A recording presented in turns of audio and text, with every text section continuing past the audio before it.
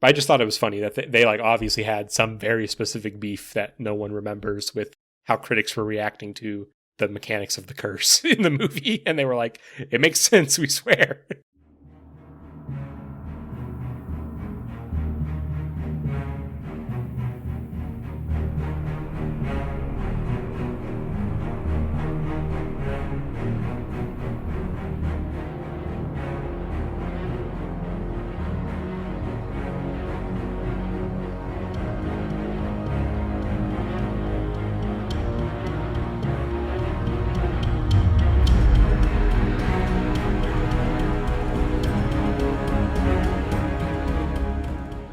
Welcome to Adaptive Difficulty, a podcast where we acknowledge that while theme parks are not movies, what if they could be? Yes, this week we are discussing the ride Pirates of the Caribbean, designed by WED Enterprises, and its first film adaptation, The Pirates of the Caribbean, The Curse of the Black Pearl, directed by Gore Verbinski. I'm Cameron. I'm Josh. I don't think we did that last episode we It's just recorded. fine. They'll figure it out. So we usually start with prior experience with, I guess, the work in general, whether it's the original or the movie. You still to this day have not been on the ride, correct? Correct. I am too poor for Disney. But you are very familiar with the movie, is that right? Oh, I love the movie. Okay. It's like, I think it was this movie and Chitty Chitty Bang Bang that I would watch obsessively. Oh my God. Okay. You and Chitty Chitty Bang Bang. Listen, I think it's an adaptation of a book, isn't it? Yeah, it could be on this we podcast. can put it on the list, but I will delay that episode as long as I possibly can. It's only 3 hours of greatness, Josh. Yeah. I mean, I like Dick Van Dyke, who I think is in Chitty Chitty Bang Bang. Yeah. All I'll say is, okay, so if the entire industry around movie musicals wasn't collapsing when that movie came out, it would have been fine. But it still would have been the movie that it is, and that's not fine. You're just wrong, Josh. So I have been on the ride multiple times, mainly the one at Disney World, because both of us live closer to Florida than California, which is the main reason we would go there. I may have even been on this ride before I would have seen the movie. I'm trying to think, because I was pretty young when the movie came out. 2005, But I so you also went went 6. to Disney World when I was pretty young. Actually, when I was little, my parents would like let me watch Pirates of the Caribbean, but they would like cover my eyes during like when they were skeletons or whatever. And now, I'm like, the skeleton scenes are not that much more intense than like everything else in the movie. So But I don't they're know why that skeletons, was the Josh. line. Skeletons are scary. Did you not hear the song? Yeah, and my mom tells me the story of like when we one of the first movies I saw in theaters was Harry Potter and the Chamber of Secrets, and It's got Big she tried to Snake. cover my eyes. Yeah, she tried to cover my eyes during the big snake, and I was, pushing What her about- eyes, pushing her hands away. What about So big I don't spiders? know why she thought I wouldn't want. Big I think I spiders was in the allowed movie to too. see the big spider. I don't know where the dividing lines were on this. I know that in England, like one of their rating systems, they had to include that there were going to be big spiders in this movie, like large fantasy This spiders movie or something. or the Chamber of Secrets. Chamber of Secrets. Yeah. There's a lot of video games with settings specifically for turning spiders off or making spiders less prominent. And that's because people with arachnophobia are uniquely unfit for the world. Yeah, that is the stance our podcast wants to take. You made me think of that girl in our college class when we watched The Secret of Rowan Inish, and she's like, "Yeah, I'm actually deathly afraid of seals." No, you have to tell this you have to tell that story in order. Okay, so Because we we watched this movie that is exclusively about people who transform into seals that no one's ever heard of, called The Secret of the Rowan Inish, for like 3 days of class. And then no, it wasn't 3 days of class because it was one of those weird semesters where classes were like 3 hours long. But when the movie finally ended, the professor asks what everyone thought of the movie, and this girl is just like rigid in her seat and says, "I'm afraid of seals." And she was just like, the professor was just like, "I never anticipated that to be a thing. It makes sense, but I just never anticipated it." she, Yeah, she was like, I would have asked and like accommodated you if I had any inkling that that was a phobia anybody had. But honestly, I do not remember anything about that movie except that happening.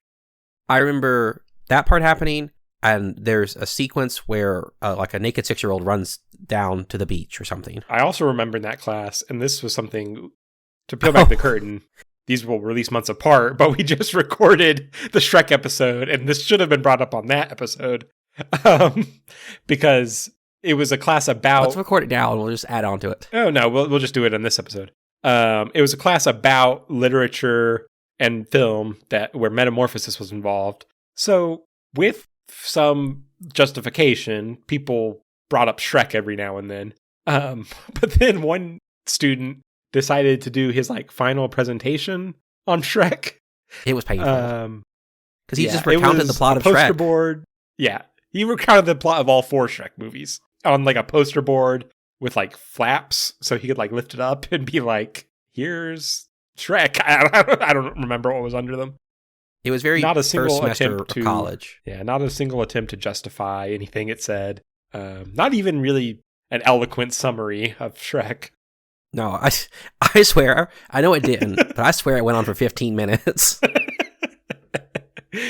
Yeah, and I think the professor kind of openly questioned him about it, like in the middle of class. It was so. Didn't she never seen Shrek before, that class, and she was like surprised that we all brought it up. She was like against Shrek in a way that was ambiguous. Because she complained and was like, nobody even transforms. I was like, yes, they do. Like, Fiona transforms every single night of that story. Of course, this was also the same professor. We watched Alien, and she was just like, so, what transformed? And I recall you raising your hand being like, well, the alien transformed. And she's like, that doesn't count. Yeah, that was bullshit. Okay, we're just recounting things that she did wrong to me. Even though I like her fine. But yeah, it was like the only thing that was allowed to count was like the robot or like Ripley's relationship to her son. I don't even know what she was getting at, but the alien definitely transforms in Alien. But I also remember, and this is really the grudge I'm holding, because we were talking about Beauty and the Beast, because we had read versions of Beauty and the Beast. Mm-hmm. And the animated version of Beauty and the Beast is good, or very good. And the version we were going to watch, which is Cousteau's La Belle et la Bête from the 40s, is fantastic. But it was checked out of the library or not available on streaming. So we watched some. That might have been why we watched The Secret of the Rowan Inish. I don't remember. No, I swear I think that was part of her category, part of her syllabus before anything. Didn't we watch the live action? Maybe that was it. I just remember. I couldn't remember if we watched it, but I remember her talking about how the live action Beauty and the Beast was better than she expected, and the live action new one by Disney, and how she did not like the animation because of it having the Murder, She Wrote lady as Mrs. Potts. And I was just like, hey, that's just an insane opinion. And then I was also just like, and on top of that, like, she hates Shrek. Like, I really like, she just had some of the most baffling opinions on movies I've ever encountered. She was your number one enemy in that 3-week center term class. Well, I mean, she was my professor, which is probably the closest thing to an antagonist you have in college. So I guess that's true. But in an effort to move back to the actual topic, I guess my prior experience, I rode the ride as a kid. A couple years ago, was in Paris and went to Disneyland Paris for one day and rode its version, which is much larger than Disney World's, much closer to the original in Disneyland. And I guess I reject the idea that I am like a full-fledged Disney adult, but I am like a theme park adult, which means I like Disney parks too. So I've just always really liked Pirates of the Caribbean. And I think I was the main advocate for doing it on this podcast. I do think it's rough that your only real option was to watch ride-throughs because ride-throughs are boring. But yeah, I can imagine, I can feel in my mind, because I don't have aphantasia, so I can experience all the various senses that I would have experienced during these rides. I just feel like I'm not a theme park person. And not in the sense that I don't mind. I like theme parks. I like the concept. I like rides. I'm not a big fan of water rides because I don't like being wet. I just feel like if I had done this in person, I would have a much more negative experience of negative opinion of the ride. Oh, why is that? I just feel like Because I would have thought that would make you have a more positive opinion. Well, I hate large crowds. So if I imagine I actually went to Disney World, I'd be very upset. I would be paying thousands of dollars to go do this. And I feel like I would be like, it would be the kind of thing that I would hate like 4 days after I've done it. And then when I think back to it a year later, I'd be like, actually, it was fine kind of thing. It's how I kind of experience theme parks usually. So this is how you felt about theme parks in the past. Yeah. And like my family has never been to Disney. Yeah. And so I don't, maybe the Disney magic is true. Have you ever been on a ride like this where it's not necessarily a thrill ride? It's more like set pieces that you admire? Not necessarily in the water, but I mean, I've been on like hay rides through like haunted-esque scenarios for like fall festival kind of things, which is vaguely similar. Yeah, vaguely. Also, if it wasn't clear from the video, you don't get wet on Pirates of the Caribbean. It has nothing to, Josh, I just know how it works. You're going to get wet at some point. I just know it. But it's like, there's that drop at the beginning, which might like sprinkle you, and then literally you're dry the entire time. Listen, Josh, once I get wet, I stay wet. It's not a log flume. I guess I've just always liked, I mean, it's almost similar even in like history to like magic shows, or like, obviously it's descended from carnivals. Like, it's just like, you know, they're putting all this engineering and human ingenuity towards like pure trying to like tickle your brain for several minutes in a row, which I just find intriguing. That part, like, I enjoy, and like I like looking at all the animatronics. I like looking at the set pieces. I just feel like as a whole, the experience initially would have been maybe not super negative, but erring on the side of negative. So I think the animatronics, I think the artistry that goes into like set design and building all these kinds of different scenarios and scenes and having them work right and sound good and look good is cool and interesting. I just think that you can do that without being on a water ride. If it were if Pirates of the Caribbean were like the Haunted Mansion, which is not on a boat, it's in a little buggy that pulls you along a track, is that more acceptable to you? Probably. Is the fact that Pirates of the Caribbean is on water a hang up? I don't like feel like the this beach. is a hang up. I don't like the ocean. I feel like this is a hang up you would instantly get over the moment you were in that boat and realized it just follows a preset track and does not splash you. I mean, that might be true, Josh, but I just don't think so. I'm very firm in what I like and don't like, and I've never once changed my mind in the past. Never once. Okay. Did you have, trying to imagine that you're not hung up on that and you're not just watching fairly boring still images, what takeaways did you have from the ride before we get into the movie itself? For me, and I don't know, it's just the ones that I watched. I watched the two that you said, and I can't remember, I watched a third one. For me, it was more a matter of like, these are just interesting tableaus to see, and they're like, there is a vague story or sequence you can kind of pull from it, but it's not meant to be like a cohesive story. It's just meant to be, here's existence in piracy, I guess. Yeah. Yeah, it's like there's the skeleton pirates, and in the ride, it's more implied that they've just sort of died in place, I think. Some disembodied voice is like, the treasure is cursed, I warned ye. And then you go to a port town that's being besieged by pirates so that you can have like a cool fight scene with cannonballs. And maybe loosely the implication is that they're trying to get whatever treasure those skeletons were after in the past. And then you go to a town that's been sieged by pirates, and they're like auctioning women off, and that part was weird. Drinking all the rum.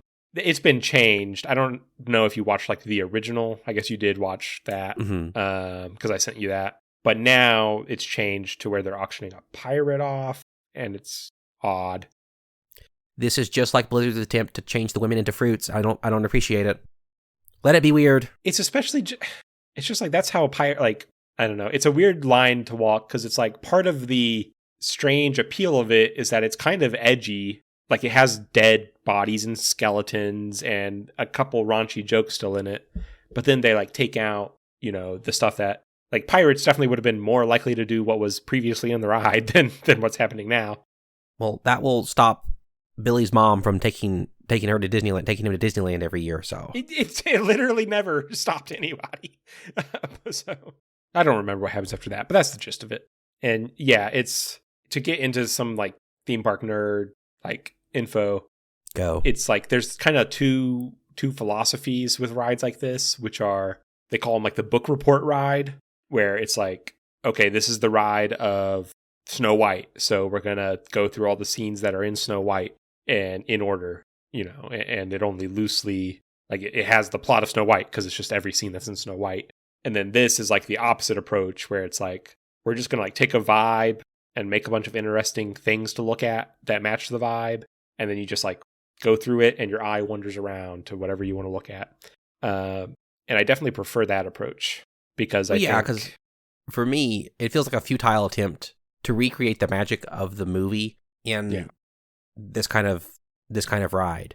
Like, you could do it and you get some cool stuff out of it. I just feel like you wouldn't achieve nearly enough to justify doing it that way as opposed to doing kind of your own thing. Yeah.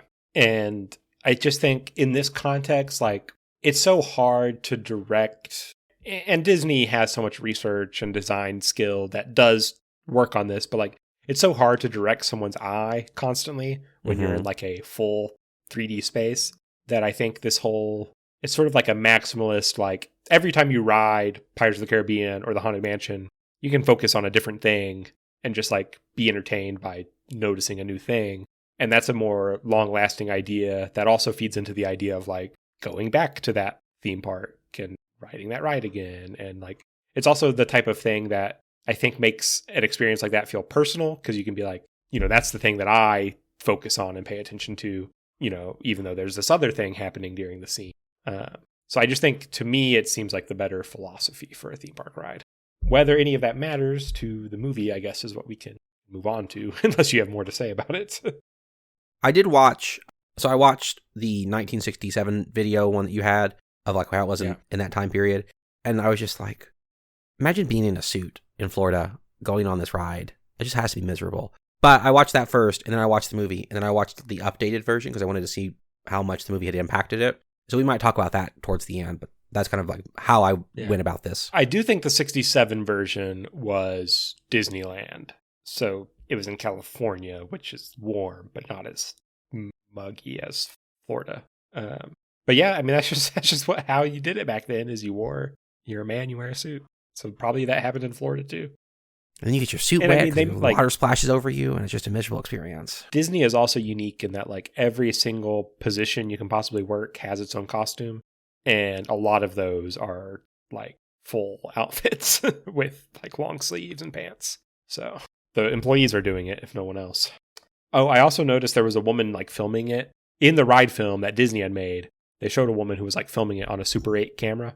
I just thought that was interesting, because now it was just one of those things where you think about, everybody across time is the same. We record on phones now. They were recording on Super 8 on opening day. But I still think that the prevalence of phones and recording is substantially more nowadays. Yeah, it's not good. I mean, I was at Disney World last summer, and people just are awful. There's so many phones that you like can't, the atmosphere is broken because you can see so many like bright, shiny screens in you're supposed to be in this like dark cavern or whatever. But Josh, how are they supposed to capture their memories? What do you think? What do you want them to do? Remember it? No, it's too much work. Obviously, people like us who need to, or just people who are nostalgic or whatever, will watch them on YouTube. But honestly, how often are you going back to your own personal recording of this ride that's the same ride 100 times a day? I think people just like the idea of it more than anything. It's the same thing with a video of the fireworks at a theme park or a concert. I don't know. I'm of the philosophy that impermanence. This has been said 1,000 times. So what are we thinking about the movie? This movie is great. It has no right to be as good as it is, coming from like what it's based on. I would push back on that a little, in that the ride is based on this swashbuckling romantic idea of piracy. Mm-hmm. And that had already been put to use in movies people liked. So it's not that hard to like be a screenwriter and connect the dots of, oh, I should make this like one of those classic movies. But I do think what this movie does is it does like what Indiana Jones did for adventure stories, in turning it like, it takes the heart of these old pulp adventure stories from the 40s and makes them like a great blockbuster that's just like perfectly pitched and timed. It does that for turning cheesy pirate movies into an epic. And it's also just so much better than the sequels are in like every way. Yeah, and that's because it's based on the ride and includes so many fun references. That's true, Josh. It has nothing to do with the fact that like it's totally consistent. It's not silly. There's no giant wheel they fight on. That is good. That's like the best part of Dead Man's Chest. That's because Dead Man's Chest is a bad movie, Josh, not because that's a great part. Who knows if we'll ever go back to it when we're desperate for content, but Dead Man's Chest would instantly be probably twice as good if it just straight up did not have the Cannibal Island. Yeah. It's just a very weird cul-de-sac part of the film. It kills the pacing. And also, there's the implication in this movie, briefly, that Jack Sparrow has lived on an island with cannibals. So it really seems like an idea that got stuck in their heads as part of Jack Sparrow's backstory, and then they just wanted to do it for real on screen. And They should have thought, Jack Sparrow's already done this, so we're not going to make him do it again and spare the audience. But I guess my first point, and I'll make this point while we're close to where I mentioned about the ride, I do think this movie does a good job almost in capturing that maximalism I was talking about of the theme park ride, where you can, in the ride, you can point your eye to whatever you want. It has so many, huge action set pieces where there's so many different details of like, somebody's getting blown up in that corner of the screen, and there's a visual gag in that corner of the screen. And just so much happens in the movie that, like, this is a movie that even now, I would say I only like half understand the plot of as I watch it. Maybe because I'm stupid, but...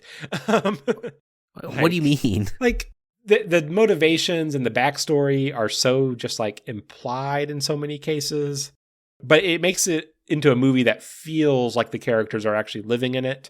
And you can just kind of pick up on threads here and there as you want to, which again mimics the experience of riding the ride. For me, like, I understand your point. One thing I'll say in terms of that is that everything is so clear in what happens. Because nowadays I watch a modern blockbuster movie and you just can't tell what's happening half the time. Because A, it's too dark, the sound's terrible, so you can't hear any dialogues, you just have no idea what's happening at any given point. But everything here is so crisp and clean, and there's so many things going on that it feels impossible to see everything, which, again, ties to your point. But when you talk about, like, the plot, you're only catching half the plot at any given time. This movie is so subtle in how it does its storytelling that it could not happen today. If you were to make this exact movie today, people would hate it because they would be like, I don't understand this, because they have TikTok brain. Yeah. Do you know who wrote this primarily, the screenplay credit? No. Who? The same people with the primary screenplay credit on Shrek. I'm sensing a theme. I'm so glad.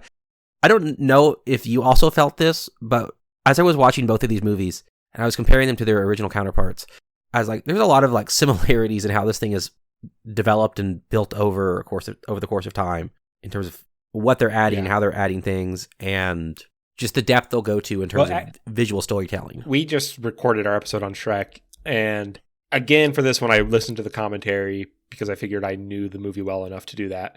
Although, again, I follow this one a little less well than I follow the plot of Shrek, so maybe I shouldn't have done that. But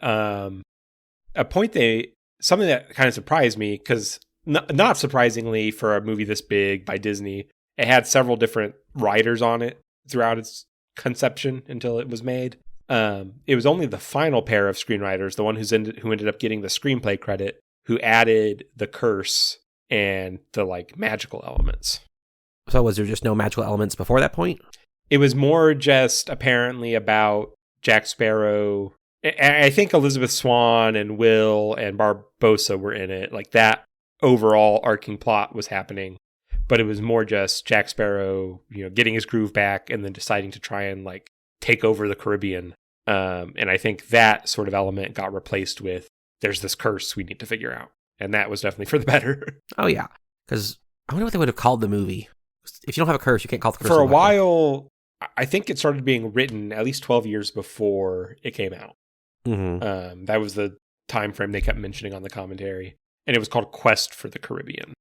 That's a terrible title. It's not even the name of the ride, so I don't know how they were, like, what they were thinking. But I mean, the whole magical element is so good because pirates are like superstitious to a fault. So having magic and that kind of stuff in this universe is good and helps set the tone for it. It's how they bring in the fact that there's skeleton pirates all over the ride.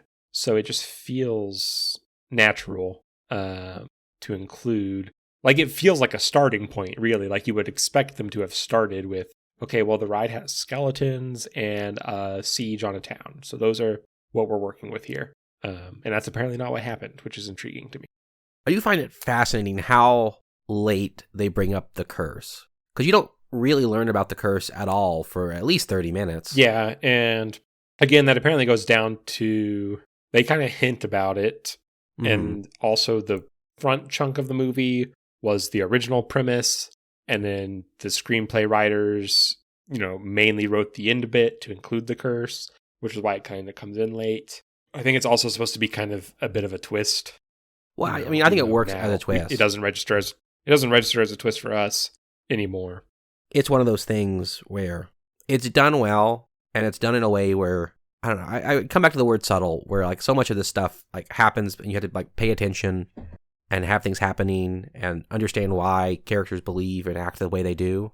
I will also say, overall, my opinion is this movie's full of characters who are smart and never hold the idiot ball once, which I appreciate. Yeah, like people don't just do something dumb because something dumb has to happen. Yeah, and like Will, to continue, despite being the innocent, naive like character, understands that Jack is trying to manipulate him and possibly ruin things for him. And so he's like actively scheming on his own. And I like the fact that all these characters are thinking about what all these other characters would be doing and trying to outsmart That's them. true of the principal characters. There is an element of like the two British guards when Jack Sparrow manages to like distract them and then steal a whole boat. That's very cartoon. But that part's fine because we only watch them for like 5 minutes. It's just annoying whenever it happens to the principal protagonist. So one thing to go to the ride is the ride opens with, you're in the at least in Disneyland, you start in the Louisiana Bayou and they're like playing music and then some guy like, let me tell you a story. And then you go down into the piracy world. And mainly that's just a device because Adventureland in Disneyland is supposedly New Orleans. So they need a way to be like, okay, you're in New Orleans, but now we're going to send you into the land of piracy. But part of me is like, that would have been could they have included a frame story that references that? Should they? And obviously, no, they should not have because the movie works fine without it. But yeah, I don't think the movie needs a frame story. And I struggle to even think of how you would incorporate it in a way that doesn't feel completely arbitrary. Cliche. Completely arbitrary. Yeah. I could see you having Gibbs do the frame story, but then you'd have I feel like they would just do over the text or voiceover narration, and that would just be terrible. Yeah. And it just kind of reminded me of Wuthering Heights, where these poor, original works, nobody ever includes the frame story, even for theme park rides. I guess even more than the frame story would be if the movie managed to include like the queue, but because the way that Disney World gets around this, even though you are literally in Florida, not that far from New Orleans when you're in Disney World, the queue is a Spanish fort outpost in the Caribbean. And then it's getting besieged and you like board the ship to escape the siege. That, I guess, hews closer to what kind of the movie. That makes sense. I don't... Your whole discussion of frame stories and how incorporating the queue made me think of the SpongeBob SquarePants movie where all the pirates go and see the movie like in universe or whatever. And then in the commentary, they kind of said what they wanted to do with the ride was include vignettes from the ride that you can sort of wink at or that sort of wink at you, but not have it overwhelm the story. I did do the Peter Griffin meme where I was like, oh, they did it. Yeah, that's basically what they do. So, we can just kind of run through those and then talk about anything more substantial that we want to talk about. But they do the scene from jail with the dog that's holding the keys that they can't get. They do the wine running through the skeletal body. That was good. They do the siege battle. Yeah, they do the siege, the pirate ship versus land. One thing I was on the lookout for, but I don't think happened, is when they're drowning that guy in the well. Because that just seemed ripe to put in the movie, but I don't think it happens.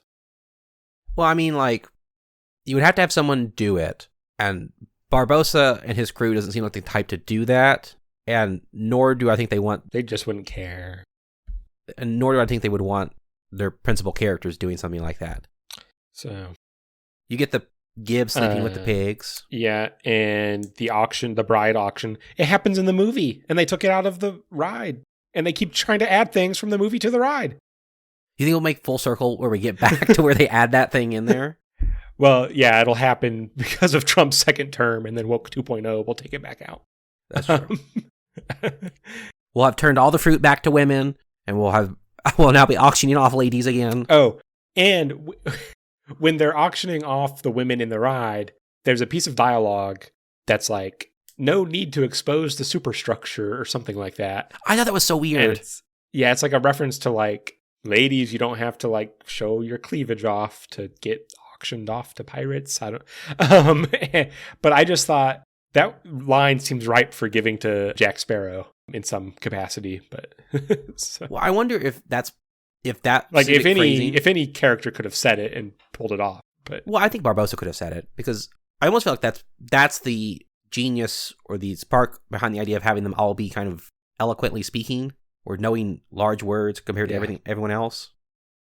I still use I'm disinclined to acquiesce to your request, not on a daily rate, but at least once a week I say it. They mentioned in the commentary that working the song in was really hard because it's such a silly song to try and have a bunch of pirates sing in the middle of a movie, which is why they give it to young Elizabeth Swann, because that gives it the sense of like, oh, it's a folk song, that people in this time might have learned because pirates are all over or whatever.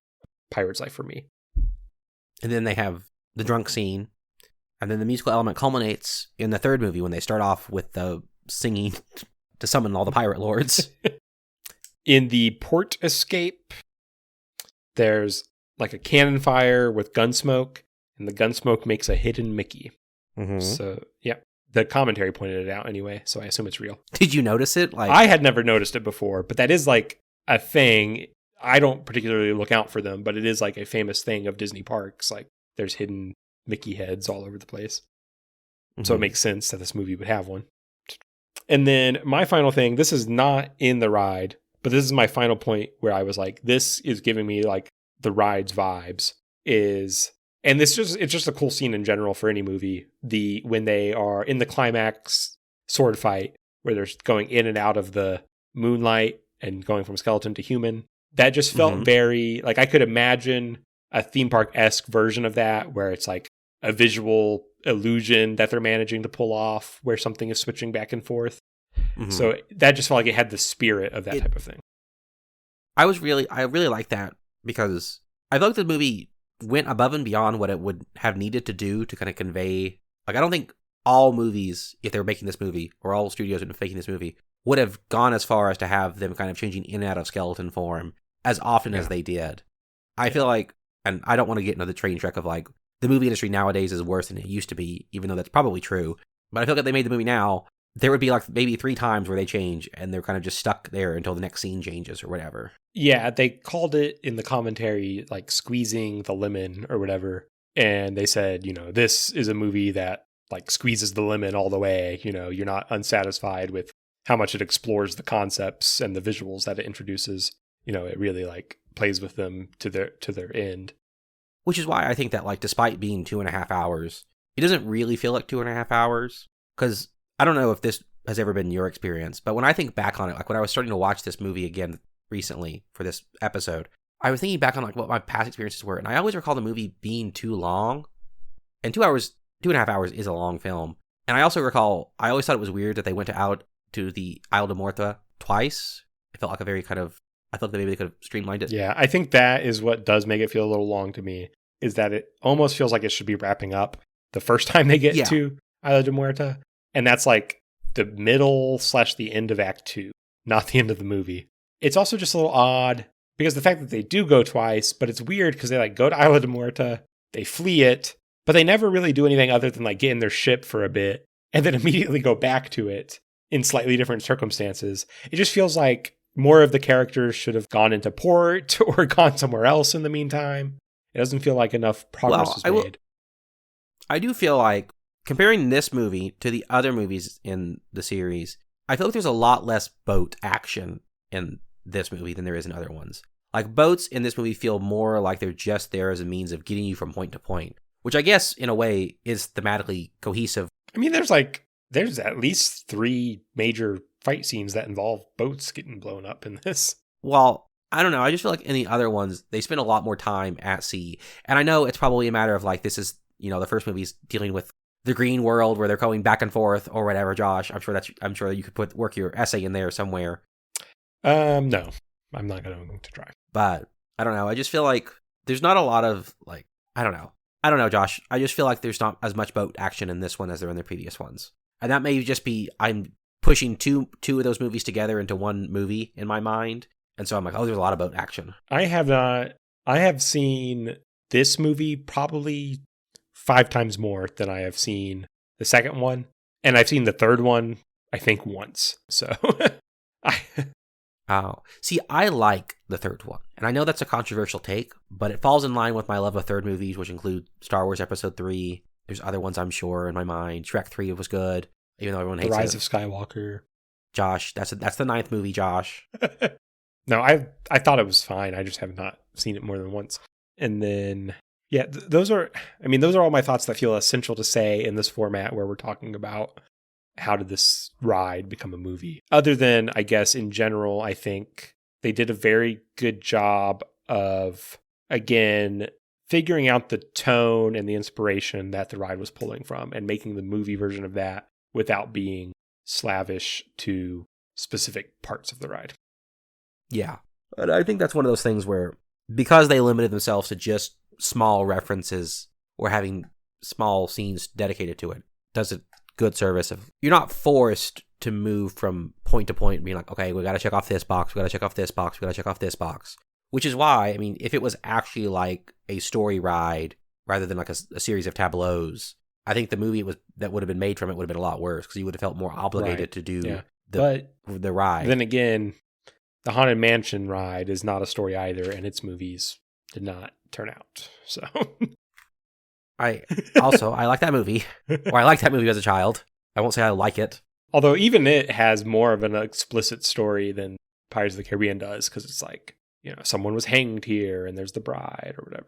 The last thing I want to mention that I learned from the commentary, they keep bringing up the mechanics of the coin in the chest, because there's 3 commentaries included with Pirates of the Caribbean, which is kind of crazy. You can listen to the director and Johnny Depp, or the producer and the other 2 main characters, Keira Knightley and Orlando Bloom, or you can listen to the screenwriters. So naturally, I was like, I'll listen to the screenwriters, because if anybody has thoughts about how this became a movie versus a ride, it would probably be them. But they keep bringing up and explaining the mechanics of, like, you get cursed if you're the one who took the gold from the chest, not if you just happen to end up with the gold, and all this stuff. And they keep talking about critics. So, like, there's apparently some, like, group of critics that did not understand how the curse worked, that they're, like, mad at and trying to correct. And it's the origin of cinema sins. And except they wrote it, so I mean, they have some right to be a little frustrated, I guess. And so they're specifically they're explaining, like, the climax, or where Jack Sparrow, I almost called him Jack Black. That'd be a wildly different movie. Jack Sparrow has his coin that he bleeds on, and then he tosses it to Will, and then Will has bled on his own coin, and then they shoot Barbossa, but Barbossa's currently immortal, and then Will drops the coins in, and now Barbossa can die because he's mortal again. That part was always a little confusing to me because, like, the other pirates who are cursed, who are freed from their curse, don't immediately fall down dead, despite the fact they were also being shot and stabbed. But for some reason, Barbossa does. Well, he had been just immediately shot in the heart just now, so that wound starts to take effect. They're having an ongoing battle. I don't see why. Well, it's because he's the main character, or one of the main characters. True. I mean, listen, I love Barbossa with all my heart. I would give my soul to that man. But anyway, the 2 main screenwriters who are talking during the scene are like, where's all the other blood from all the other coins? Like, everybody else put their coins in, and there's no blood or whatever. And they're like, the blood's in the bottom. And then one of them, who is a screenwriter of Shrek, says, it's like a parfait. Everybody loves parfaits. So, did we just, like, like the serendipity of putting both of these things together and like back-to-back recording viewings for us. I was thinking about this because The Lion, the Witch, and the Wardrobe was directed by Aaron Adamson, who was one of the directors of Shrek. And then the writers of Shrek wrote Pirates of the Caribbean. So A, we just happened to choose a lot of stuff by those people. But B, that like cohort of people were like really on fire in the early 2000s whenever we were extremely influenced by everything we saw on TV. That's true. But I just thought it was funny that they like obviously had some very specific beef that no one remembers with how critics were reacting to the mechanics of the curse in the movie. And they were like, it makes sense, we swear. Yeah, that part is very weird to me. Like, to be honest, like it does future-proof it for future viewers, because I feel like nowadays, thanks to certain people, we now view criticism as a way of seeming smarter than the movie or whatever. Yeah, it's also, I mean, I don't know that it future-proofs it for people because I must have been the only person in the last like decade to watch the third choice commentary on the Pirates of the Caribbean physical disc. Well, that's why this podcast is important, Josh, so you can tell it to the millions of people who listen to us. Oh, yeah. But it does make me miss the times when popular movies that you could not expect people to just like I feel like the overlap between like movies people want to watch a commentary on is like the type of stuff Criterion is releasing. And then Pirates of the Caribbean, like how many people are going to watch one commentary on that? I mean, probably more than will ever watch a Criterion movie, but just by law of large numbers. But it's just crazy that it got 3 commentaries. Yeah, that is weird. Well, I mean, it was a blockbuster hit. Yeah, I know, but it's just odd. Also, during the end credits, like when the credits are rolling, one of the screenwriters comes back and is like, okay, so now since you've sat through that and we have some time, here is all the mechanics of how the backstory worked, so I can prove that it made sense or whatever. And he's like, so 10 years ago, Jack Sparrow, got stranded on the island. And it is very confusing, but he goes through like the exact sequence of events as they imagined it, leading up to the movie that we see. What do you make of them going of the being marooned on an island? They're fine. I mean, I don't know. You complained, or you were hinting at the perhaps concern that they should have only had one time they were at the Isle of Muerta. Yeah, I mean, again, this is not my opinion, so I'm sorry to bring it in, but like the commentary, they were like, being on a beautiful beach with rum and a lady is like part of the pirate genre, so we had to include it the same way we had to include parrots and burying treasure and cannons or whatever. So can you imagine this movie without a cannon? And I did question that because I was like, I don't think I think of that many, like when I think of like pirates as like adventure characters, which is for me very informed by Pirates of the Caribbean because of how old I am, like the age I am. I'm not that old, which is the point. I don't think of like the opportunity to be on a beach alone with a pretty lady as like super key to that like idea, but I guess they did when they were writing the movie, which more power to them, I guess. Yeah.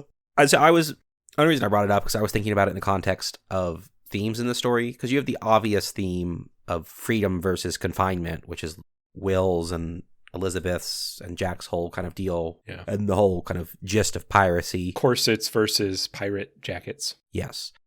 And Jack says this very directly on that marooned island when he's like, a ship is freedom or whatever. And like, I like that. But I was thinking in the context of another theme kind of that I see in this movie is the tension between myth and reality, where you have all these mythical figures, these mythical elements, and how that kind of coincides with people's understanding of the world and connecting to it. And one of the big myths is surrounding Jack and how he escaped off the island. And I think that showing that it was actually nothing there is an interesting take to go with your kind of mystical, magical character. Because that's what Jackie is. He's kind of like the magician. Yeah.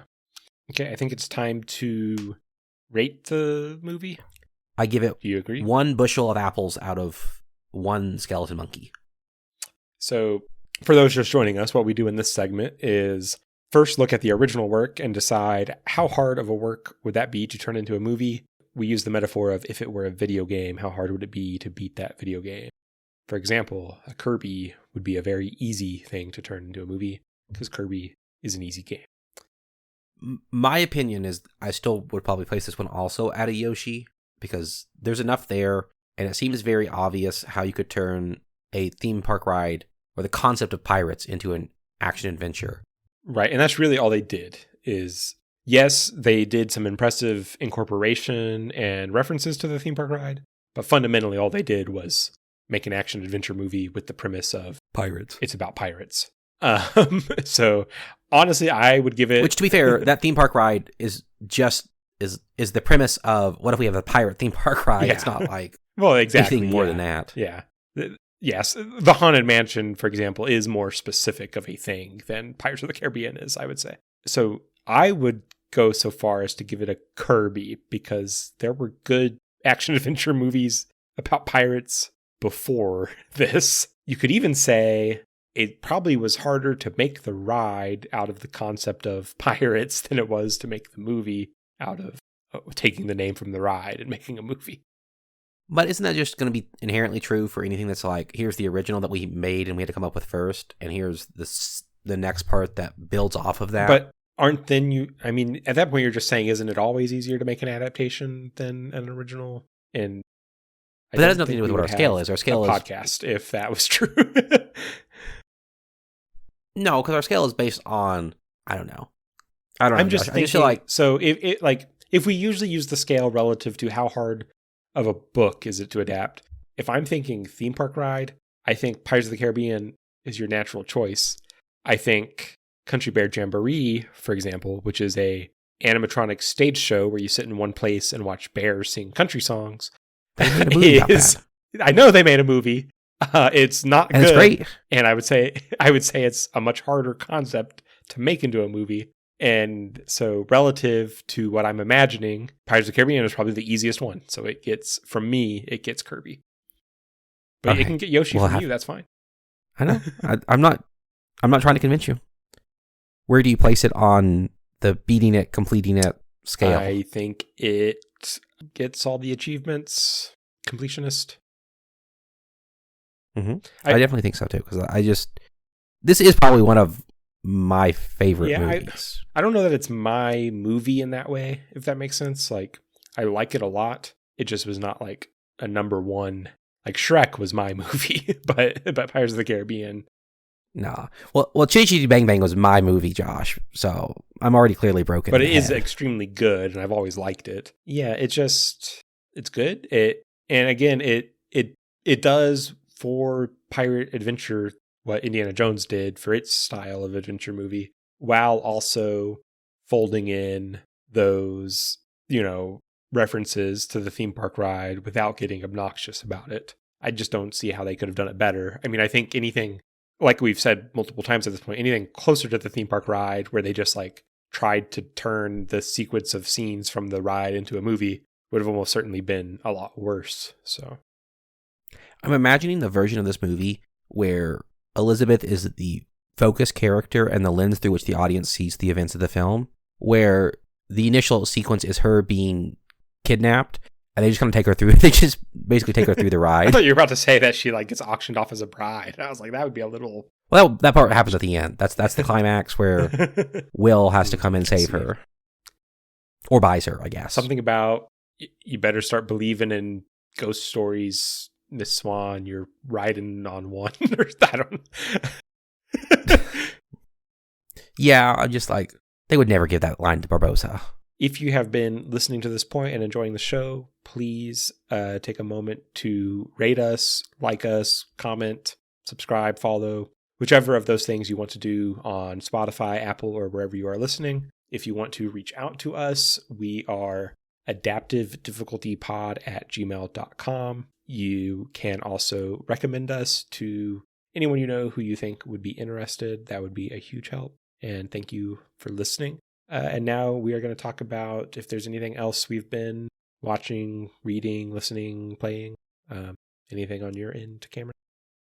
I've got two.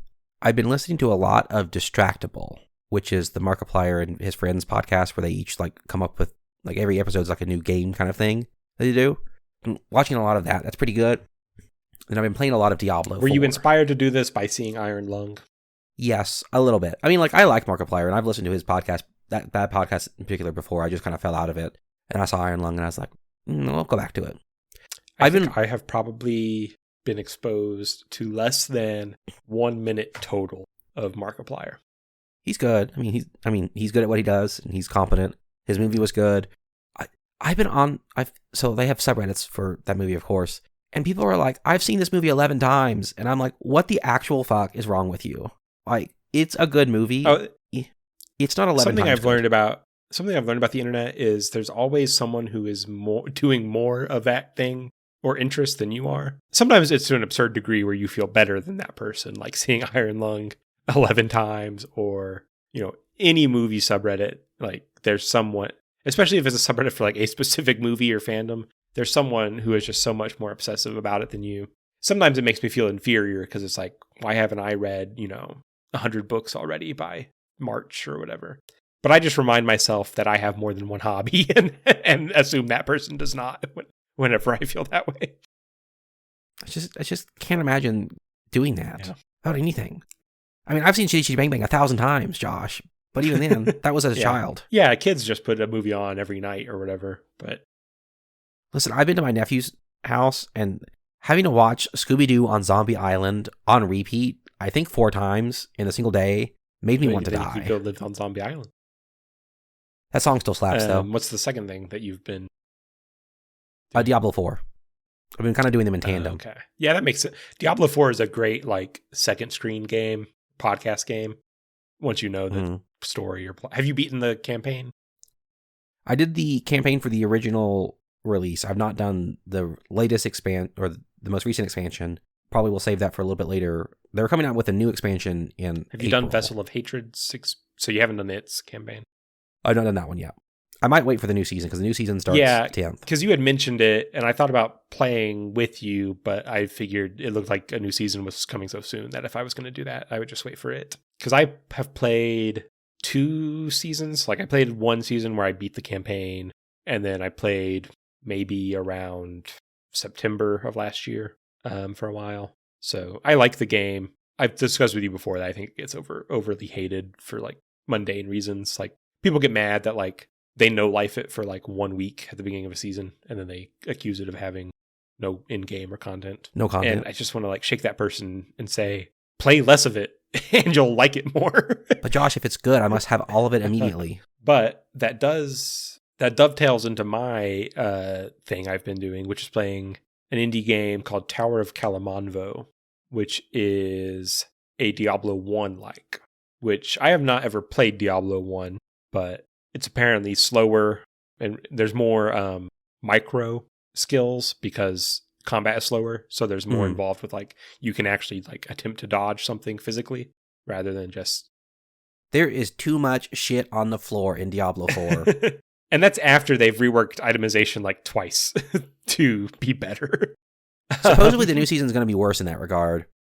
But Tower of Kalamanvo is, I guess what appealed to me about it is like the idea that I could play it and just make like gear and build decisions on my own without feeling like I have to be a calculator or like look up, min-maxing to maximize my potential. And it's fun. The first couple floors are difficult because it is very like either you roll a good item on the first or second floor or you just won't have as good of a time. So that is rough. But now I've made it to like the 4th or 5th floor and I'm a few more levels and it's picking up. It's striking more of a balance between like slow paced while actually feeling like I have some power, which is nice. And I just wanted to shout it out because it's much smaller. Like I think it's made by one guy, like a lot of indie games. So it's an interesting game. No longer playing eugenics, Josh? Here and there. But I made a mistake where I went on like a dumb run that I should not have done, and that just like killed my momentum. So it's not really the game's fault. I just did something stupid, but I'll probably go. As long as you realize the error of your ways. Okay. Thanks to everyone who made this adaptation possible. Thanks to those who worked on the movie and on the ride. Thank you for making the world just a little bit more artful. Thanks again to everyone who's listened. It means a lot to us to be able to reach people and have people interested in what we have to say about these kind of topics. So yeah, just thanks everyone. Thank you, Josh, for being a co-host, and join us next time.